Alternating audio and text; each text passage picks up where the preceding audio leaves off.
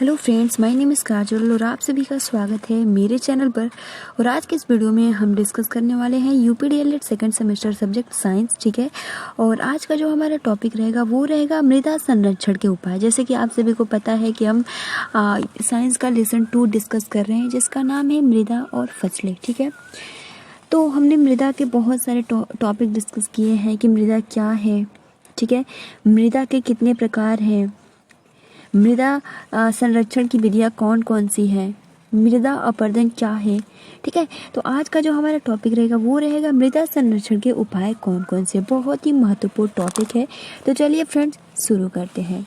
तो देखिए, सबसे पहले तो उपाय हम पॉइंट टू पॉइंट लिख लिए हैं। ठीक है, सबसे फर्स्ट जो होता है वो होता है वृक्षारोपण, सेकेंड होता है वन संरक्षण।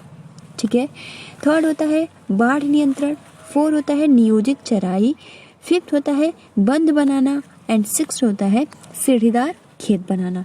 अब इसके बारे में हम पॉइंट टू पॉइंट जानते हैं कि वृक्षारोपण क्या है, वन संरक्षण क्या है, बाढ़ नियंत्रण कैसे करें, नियोजित चराई को कैसे रोकें, बंद बनाना ये किस तरीके से करें। ठीक है, सीढ़ीदार खेत बनाना, इससे क्या मतलब इस जितने भी उपाय हैं इनके क्या फ़ायदे हैं। ठीक है, मृदा संरक्षण में आज की इस वीडियो में हम डिस्कस करेंगे। तो चलिए फ्रेंड्स शुरू करते हैं। तो सबसे फर्स्ट जो है वो है आपका वृक्षारोपण। ठीक है, तो वृक्षारोपण क्या होता है, कैसे करें वृक्षारोपण जिससे जो मिट्टी है उसका उपाय हो और एक जगह से दूसरे जगह ना जाए। जो उपजाऊ मिट्टी होती है वो एक जगह से दूसरी जगह चली जाती है तो वहाँ का जो ज़मीन हो जाती है वो बंजर हो जाती है। ठीक है, तो देखिए वृक्षारोपण यानी बंजर मृदा। ठीक है, बंजर मृदा नदी घाटी तथा पहाड़ों और ढलानों पर पेड़ उगाने से जमीन मृदा संरक्षण किया जा सकता है। मतलब कि ये कह रहा है, पॉइंट्स ये क्लियर कर लीजिए कि जैसे कि जो कहीं बंजर ज़मीन है, ठीक है, बंजर ज़मीन है, नदी घाटी है, पहाड़ी इलाका है, अगर वहाँ पे अगर पेड़ बोया जाता है, वृक्ष बोया जाता है, तो इससे क्या होता है कि वहाँ की जो मिट्टी होती है उपजाऊ हो जाती है और वहाँ मिट्टी का अपरदन नहीं होता है, यानी मिट्टी कटती नहीं, एक जगह से दूसरी जगह में नहीं जाती है।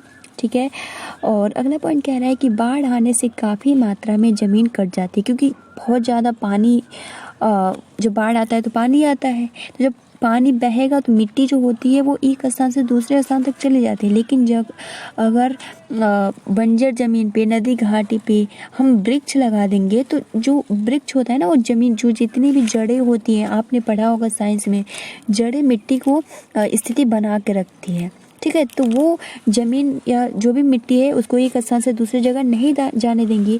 इस विपदा में पेड़ मृदा अपरदन को रोकते हैं और ज़मीन से जो भी मिट्टी होती है उसे बहने से बच जाते हैं। क्लियर? तो ये फर्स्ट पॉइंट बहुत ही महत्वपूर्ण है। सेकंड पॉइंट जो कहता है कि वन संरक्षण करें। ठीक है, तो देखिए मानव जाति के द्वारा, ठीक है, मानव जाति के द्वारा वनों के वृक्षों की अंधाधुंध कटाई मृदा अपरदन की कारण बनी है। मतलब देखिए, तो सबसे पहला पॉइंट तो यही है ना कि हम बोला जा रहा है कि वृक्षों का रोपण कीजिए, लेकिन जहाँ एक जगह लोग वृक्ष लगा रहे हैं तो दूसरी जगह क्या हो रहा है, वृक्ष या वन के बहुत सारे लोग काट रहे हैं। क्यों काट रहे हैं? क्योंकि बहुत सारे लोग गांव में नहीं रहना चाहते, नगर में जा रहे हैं, तो नगर में ज़मीन कहाँ से आएगा, पेड़ पौधे हैं उसको काट दिया जाता है, प्लस वहाँ घर बना दिया जाता है। अब घर बना दिया जाएगा, ज़मीन इतनी मतलब जनसंख्या होगी तो रहने के लिए ज़मीन, तो इसलिए क्या है ना, जितने भी वृक्ष हैं इसको काट दिया जा रहा है, तो इसको रोकना चाहिए। ठीक है, तो इसीलिए कह रहा है कि जो वन की संरक्षण करे, यानी मानव जाति के द्वारा वनों के वृक्षों की अंधाधुंध कटाई मृदा अपरदन का कारण बनी है, क्योंकि जो वृक्ष होती है वो जड़ों को बांध कर रखती है। अभी मैंने जस्ट बताया, तो ये भी सेकंड पॉइंट क्लियर हो गया। अब देखिए थर्ड पॉइंट क्या कह रहा है। थर्ड पॉइंट ये कह रहा है बाढ़ नियंत्रण। ठीक है, बाढ़ नियंत्रण, तो इसमें जो आपका हो जाएगा कि नदियों के जल, ठीक है, जो नदी के जल होते हैं नहरों द्वारा सूखाग्रस्त क्षेत्रों की तरफ मोड़कर तथा जल संरक्षण की अन्य सुनियोजित विधियों द्वारा बाढ़ों को रोका जा सकता है। यानी सिंपल लैंग्वेज में कहें तो जहाँ मान लीजिए कहीं पे बाढ़ आ रहा है, ठीक है, कहीं स्थान पे बहुत ज़्यादा पानी है, बहुत ज़्यादा, ठीक है, और कहीं पे क्या है, बहुत सूखा स्थान है, तो इसके लिए कुछ ऐसा योजना बनाना चाहिए, प्लान बनाना चाहिए, नहर बनाना चाहिए, ताकि जहाँ पे बाढ़ आया है, जहाँ पे बहुत ज़्यादा पानी है, वो नहरों के थ्रू जहाँ पे सूखा है वहाँ पे पानी चला जाए और जो मिट्टी है वो एक ही जगह रहे। ठीक है, तो इस तरीके से भी बाढ़ नियंत्रण को रोका जा सकता है। क्लियर, थर्ड पॉइंट क्लियर हो गया। अब देखिए फोर्थ जो पॉइंट है वो है नियोजित चराई। हमने कल डिस्कस भी किया था, क्योंकि जो पशु होते हैं, गाय बैल ये सब कुछ होती है ना, तो जैसे फील्ड होता है उसमें घास होता है या खेत होता है, तो फील्ड के ऊपर घास होता है, तो जब पूरा घास खा जाएंगे तो क्या बचेगा, मिट्टी बचेगा। और जब मिट्टी वैसे ही ऊपरी परत हो जाएगा, अब हवा पानी ये सब जब आएगा तो क्या होगा, मिट्टी एक जगह से दूसरी जगह चली जाएगी। तो इसलिए इसमें बोला जा रहा है कि हद से अधिक, ठीक, हद से अधिक चराई से भी पहाड़ी ढालों की मृदा पड़ जाती है। जैसे कि बहुत अच्छा खेत रहेगा, लेकिन अगर ज़्यादा से ज़्यादा पशु घास चरेंगे तो क्या होगा ना कि वो पहाड़ी इलाकों जैसे हो जाएगा और पानी का बहाव इन ढोली मृदा को बड़ी आसानी के साथ बहा ले जाती है। तो जब बंजर ज़मीन हो जाएगी, वहाँ पे ना घास रहेगा ना वृक्ष रहेगा, तो पानी आएगी तो सिंपल जो भी मिट्टी रहेगा वो बह जाएगा। क्लियर, तो इसलिए चराई पे नियोजित इस पे जो पशु चरती है इस पे भी रोक लगाना चाहिए। ठीक, अब जो सेकंड पॉइंट कह रहा है कि मृदा अपरदन रोकने के लिए इन क्षेत्रों में नियोजित चराई से वनस्पति के आवरण बचाया जा सकता है। ठीक है, मतलब सिंपल कह रहा है कि मृदा अपरदन रोकने के लिए, मतलब मिट्टी एक स्थान से दूसरे स्थान न जाए, इसको रोकने के लिए क्षेत्र चराई को रोकना चाहिए, क्योंकि जो वनस्पति होता है वो आवरण को ढका हुआ होता है। क्लियर, अब देखिए फिफ्थ जो पॉइंट है वो है बांध बनाना। ठीक है, या बंद बनाना इसको भी कहते हैं।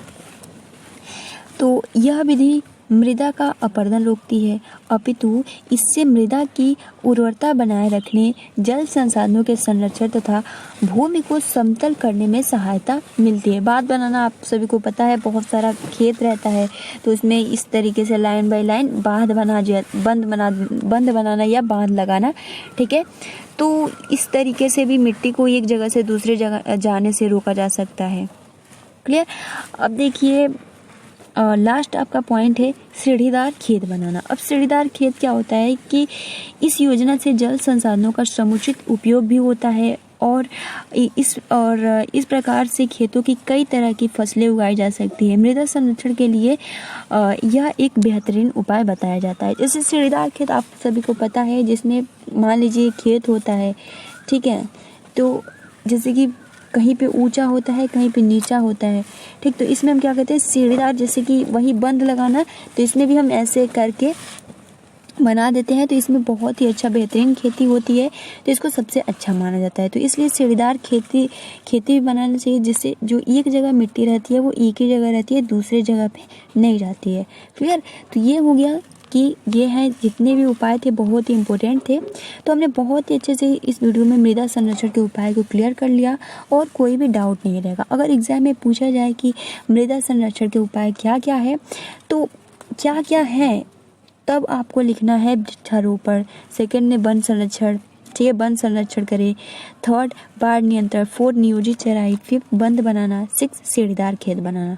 लेकिन अगर पूछे कि मृदा संरक्षण के उपाय को जितने भी हैं विस्तार से लिखिए, तब आप वृक्षारोपण हेडिंग डालेंगे और उसमें 1 से 2 लाइन लिखेंगे कि हमें अगर मृदा संरक्षण को रोकना है, मृदा अपरदन को रोकना है, तो हमें मृदा का संरक्षण करना चाहिए। वो किसके थ्रू, तो वृक्ष लगाकर। और सेकंड पॉइंट आप लिखेंगे कि वन संरक्षण करें, मतलब कि जो भी हम वृक्ष को लगाते हैं, जो भी कटाई हो रही है उस पर हमको रोक लगाना चाहिए। क्लियर। थर्ड पॉइंट बाढ़ नियंत्रण में जो भी पानी या जल बहुत ज़्यादा जिस स्थान पे लग जाता है तो उसके लिए नहर बनाना चाहिए और जहाँ पे सूखा पड़ा है वहाँ पे पानी को भेजना चाहिए। फिर फोर्थ पॉइंट नियोजित चराई, मतलब पशुओं के जो भी वो फील्ड में खेत में जो भी घास होता है उसको चढ़ जाती है, तो फिर जो बंजर ज़मीन जैसे होती है और हवा पानी बाढ़ ये सब आता है तो वो मिट्टी का अपरदन होना तय है। फिर पॉइंट में बंद बनाना, तो अभी मैंने बताया खेतों में बंद बनाना, बांध लगाना, सीढ़ीदार खेती, ठीक, तो ये सबसे अच्छी खेती मानी जाती है। तो ये कुछ पॉइंट थे, ठीक है। आप इसको अच्छे से क्लियर कर लीजिएगा। जो इसका PDF है मैं टेलीग्राम पे शेयर कर दूँगी, ठीक है। और अगर आपने प्रीवियस वीडियोस नहीं देखा है तो मेरी प्लेलिस्ट बना दिया, आप वहाँ से जाकर देख सकते हो, ठीक है गाइज। तब तक के लिए आप अपना अच्छे से प्रिपरेशन करते रहिए। Thanks for watching, take care and best of luck.